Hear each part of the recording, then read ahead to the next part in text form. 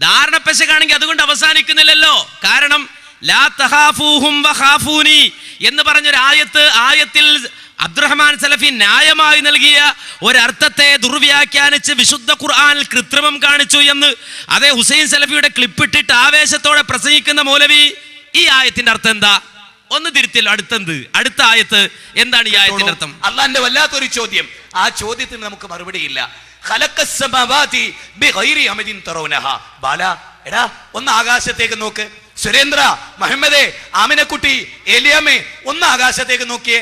ആ ആകാശത്തിൽ നിങ്ങളുടെ കണ്ണുകൊണ്ട് കാണാത്ത തൂണുകളാൽ അള്ളാഹു ആകാശത്തെ നാട്ടി നിർത്തി. എങ്ങനെ? അങ്ങനെ ആയത്തിന്റെ അർത്ഥം എന്ന് പറഞ്ഞാൽ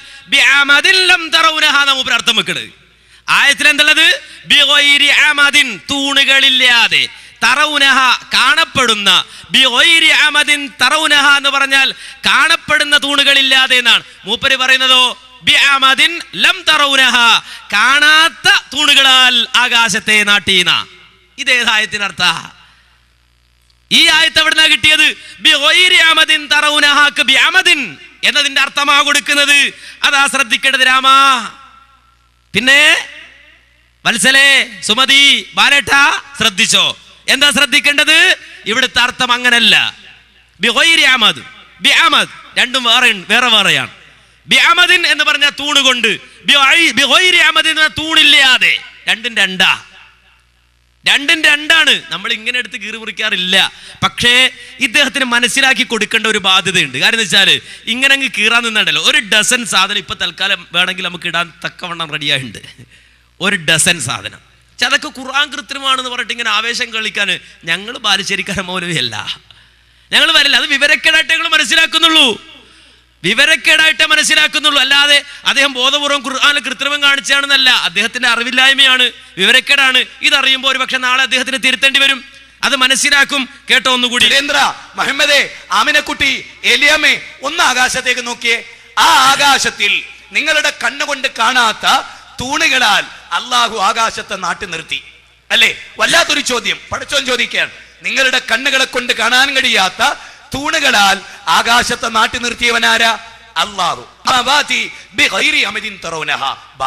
എടാ ഒന്ന് ആകാശത്തേക്ക് നോക്ക്. സുരേന്ദ്ര, മുഹമ്മദേ, ആമിനക്കുട്ടി, ഏലിയാമേ, ഒന്ന് ആകാശത്തേക്ക് നോക്കിയേ. ആ ആകാശത്തിൽ നിങ്ങളുടെ കണ്ണുകൊണ്ട് കാണാത്ത തൂണുകളാൽ അള്ളാഹു ആകാശത്തെ നാട്ടി നിർത്തി. അല്ലേ? വല്ലാത്തൊരു ചോദ്യം പടച്ചോൻ ചോദിക്കുകയാണ്. നിങ്ങളുടെ കണ്ണുകളെ കൊണ്ട് കാണാൻ കഴിയാത്ത തൂണുകളാൽ ആകാശത്തെ നാട്ടി നിർത്തിയവനാരാ? അല്ലാഹു. കണ്ടോ? ഇതാണ് ഖുർആനെതിരെ ഓറിയന്റലിസ്റ്റുകൾ ഉന്നയിച്ച ഒരു ആരോപണം. ഖുർആൻ അല്ലാഹ് പറയുന്നത് ആകാശത്തിന് തൂണുണ്ട് എന്നാണ്. ഖുർആൻ അശാസ്ത്രീയമാണെന്നതിന് ഓറിയന്റലിസ്റ്റുകൾ കൊണ്ടുവന്ന ആയത്താ ഇത്. എന്നിട്ട് അവര് പറഞ്ഞെന്താ? അല്ലാഹ് പറഞ്ഞു ആകാശത്തിന് തൂണുണ്ട് എന്ന്, കാണാത്ത തൂണുണ്ട് എന്ന്. അപ്പൊ മൗലവി പറയാ കാണാത്ത തൂണുണ്ട് എന്ന്.